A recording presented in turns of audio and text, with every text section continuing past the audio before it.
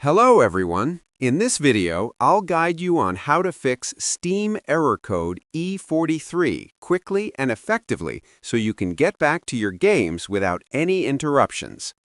This error usually appears when there is a temporary issue with Steam servers or a problem with your local files.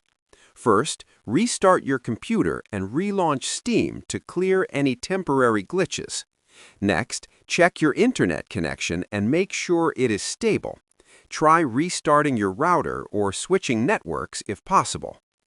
After that, log out of your Steam account and log back in to refresh your session.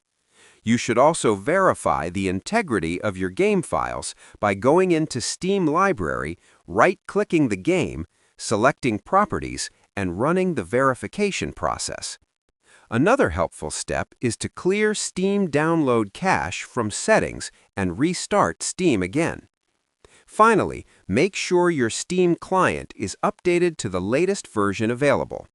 After following these steps, error code E43 should be fixed and Steam should work normally again. Subscribe the channel for more videos.